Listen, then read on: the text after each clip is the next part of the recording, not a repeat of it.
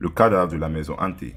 Dans les années 1970, une découverte horrifiante a eu lieu. Ce que la maison hantée du carnaval présentait comme un accessoire effrayant était en réalité un cadavre humain. L'histoire raconte que le mannequin était suspendu comme décoration depuis des années. Des milliers de personnes passant devant, prenant des photos et même le touchant sans réaliser qu'elle interagissait avec de véritables restes humains. Les travailleurs du carnaval positionnaient et repeignaient l'accessoire régulièrement, croyant qu'il s'agissait simplement d'une décoration effrayante. Il était également connu que des enfants étaient surpris par son réalisme, ignorant qu'ils regardaient un véritable cadavre. La vérité derrière cette légende est celle d'Elmer McCurdy, un bandit de train raté tué lors d'une fusillade en 1911 par la police en Oklahoma. Après sa mort, personne ne réclama son corps, si bien qu'un entrepreneur de pompes funèbres l'embomba à l'arsenic et l'exposa pour les clients payants. Le corps fut ensuite vendu à divers carnavals itinérants et maisons hantées. Les restes momifiés de McCurdy finirent par atterrir au nouveau parc d'attractions Pike à Long Beach, Californie, et en décembre 1976, lors du tournage de The 6 Million Man, un membre de l'équipe déplaça le mannequin, causant la rupture de son bras. Les médecins légistes confirmaient qu'il s'agissait d'un véritable corps humain. Les enquêtes révélaient que le corps avait été peint plusieurs fois avec de la peinture phosphorescente et décoré en tant qu'accessoire au fil des ans. Le cadavre de McCurdy avait voyagé à travers l'Amérique comme attraction de carnaval pendant 65 ans avant d'être découvert et fut finalement enterré au cimetière Summit View en Oklahoma en 1977. The Burning Man.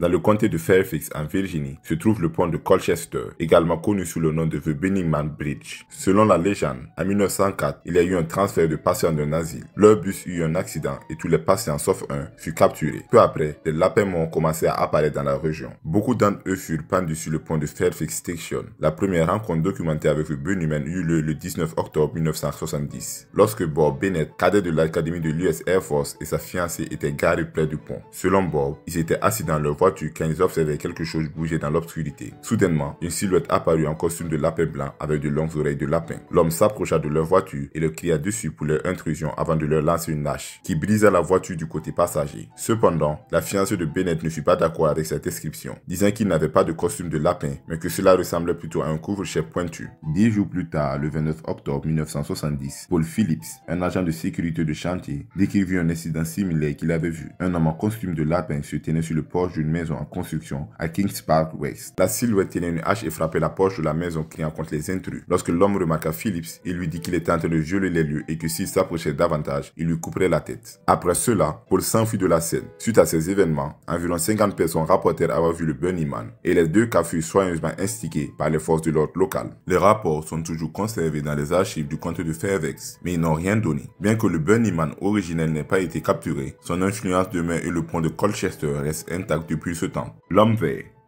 Un homme vert, également connu localement sous le nom de Charlie No Face, était un homme nommé Raymond Robinson qui marchait sur des routes désertes du comté de Beverly, Pennsylvanie. Le visage de l'homme vert avait été déformé suite à un tragique accident en 1919 lorsque Raymond Robinson, à 8 ans, fut gravement blessé en tentant d'examiner un nid d'oiseau sur le pont de Murado près de Beverly Falls. En montant sur le pont, Robinson toucha une ligne électrique transportant 22 000 volts d'électricité. L'accident fut documenté dans les journaux locaux qui rapportaient que le jeune homme avait été gravement défiguré et avait perdu ses yeux, son nez et son bras droit, ce qui transforma Robinson, victime d'un accident tragique, en une véritable légende vivante. Fut son habitude de faire de longues promenades la nuit le long de la route d'État 351 en Capella et New Galilée. Incapable de travailler dans des emplois traditionnels à cause de ses blessures, Robinson passait ses journées à fabriquer des porte-feux et des ceintures en cuir chez sa famille. Il se promenait seul la nuit le long de la route lorsqu'il n'y avait pas de gens dehors, car il ne voulait pas effrayer les autres. Cependant, son choix rendait l'expérience encore plus effrayante pour les habitants du comté, qui circulaient la nuit sur la route 351.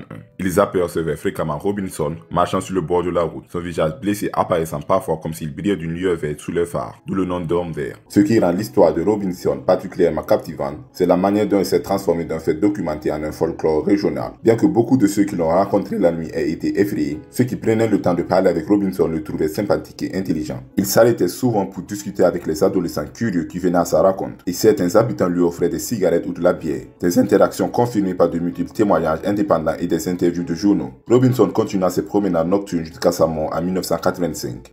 Le corps sous le matelas. Il existe des légendes urbaines sur des corps sous des matelas tout au long de l'histoire. Ce qui rend cette légende particulièrement si terrifiante, ce n'est pas seulement sa nature effrayante, mais le fait qu'elle s'est avérée vraie à plusieurs reprises dans différentes décennies et lieux, et que la réalité a correspondu à la légende avec précision extrême. Le cas le plus notoire et vérifié eut lieu en 1999 au Ocean View Motel à Atlantic City, New Jersey. Des clients se plaignaient depuis des jours d'une odeur nauséabonde et persistante dans la chambre 112. L'odeur était d'abord rejetée, allant de celle d'un rat mort à un système de drainage bouché. Chacun se plaignant de l'odeur, heures, chacun dormant sans savoir qu'il était au-dessus d'un cadavre. Lorsque le service de ménage enquêta en fait de manière approfondie, il découvrit le corps en décomposition de Saul Hernandez, soigneusement dissimulé à l'intérieur du sommet du lit. La vérification de cette légende urbaine conduisit à des changements dans les protocoles des hôtels à travers le pays. Beaucoup d'établissements exigent maintenant des inspections plus approfondies des chambres, y compris la vérification sur les matelas et à l'intérieur des sommiers. Certains hôtels ont même opté pour des lits sur plateforme ou des unités de matelas scellés afin d'éviter que ceux-ci ne servent de cachette. Les gens dans les murs. L'idée que quelqu'un observe secrètement depuis les murs a longtemps occupé une place dans de nombreuses légendes urbaines. Et comme il savait que cette idée d'histoire d'horreur a une base dans la réalité documentée, elle devient d'autant plus perturbante. Un cas ressemblant à ces légendes urbaines se produisit en 1986 à Pepperell dans le Massachusetts, où un homme nommé Daniel Laplan fut découvert vivant secrètement dans les murs de la maison d'une famille pendant une longue période. Laplan, un criminel condamné, avait accédé à la maison pour un petit espace de crawl et y avait vécu pendant un certain temps, émergeant lorsque la famille était absente pour manger leur nourriture, déplacer leurs affaires et même les observer à travers des trous qu'il avait percés. Un incident similaire se produisit en 2008 au Japon, où une femme sans abri fut trouvée vivante dans le placard d'un homme pendant plus d'1 an. Elle s'était faufilée à travers une petite fissure du placard et était restée cachée, ne sortant que lorsque le propriétaire était absent. Le Loyang. La légende urbaine du Loyang a été largement couverte par les médias suisses, en particulier par le journal Le Temps en 2013. Contrairement à de nombreuses figures folkloriques, cette personne mystérieuse a été photographiée plusieurs fois avec des observations vérifiables des résidents locaux sur une décennie dans la région des Malles en Suisse. Le Loyang fut documenté pour la première fois vers 2003 lorsque des résidents commencèrent à signaler des rencontres avec une silhouette grande dans les bois. Ce qui distingue ces observations des légendes urbaines typiques, c'est leur constance. La personne portait toujours la même tenue, un masque à gaz militaire vintage et un épais manteau de camouflage. Un photographe local réussit à prendre une photo du Loyang, marquant un pas important dans la documentation de sa présence. Cette photo, publiée dans les journaux suisses, montrait exactement ce que les témoins avaient décrit. Une personne vêtue d'un uniforme militaire marchant seule dans les sentiers forestiers. Les photos permirent de prouver qu'il ne s'agissait pas seulement de rumeurs locales, mais d'une véritable personne. La preuve la plus concrète vient en septembre 2013 lorsque tout le costume du Loyang fut délibérément laissé dans les bois. La note retrouvée, publiée en partie par les médias suisses, mentionnait l'augmentation récente de l'attention qu'il avait reçue. La police locale confirmait la découverte de cet artefact et de la note, faisant de cette histoire l'une des rares légendes de figures masquées, soutenues par des preuves matérielles et des documents officiels. Cropsey. La légende de Cropsey parlait d'un individu dérangé qui errait dans les terrains de l'Institut psychiatrique Willowbrook de Staten Island après minuit, dans les années 1970 et 1980. Cropsey était attribué aux disparitions de nombreux enfants dans la région. Beaucoup de légendes le dépeignaient comme un patient échappé de l'asile, souvent décrit soit portant une hache ensanglantée, soit avec un crochet à la place de la main. En réalité, Cropsey s'avéra être André Rand, un ancien préposé à Willowbrook, devenu l'un des criminels les plus notoires de Staten Island. Rand travaillait dans l'institution pendant sa période la plus sordide, à une époque où les patients étaient soumis à des négligences et à des abus extrêmes. Après la fermeture de l'institution, il continua à hanter les environs, devenant l'incarnation réelle de la légende Cropsey. Rand fut condamné pour l'enlèvement de plusieurs jeunes filles, avec des soupçons de son implication dans de nombreuses disparitions. Sa première victime confirmée fut Jennifer Schwager, une jeune fille de 12 ans atteinte du syndrome de Down, en 1987. Le type même de victime vulnérable que la légende de Cropsey décrivait. Rand eut un total de 5 victimes notables et en 1988, il fut condamné à 25 ans de prison. La Dame Toxique.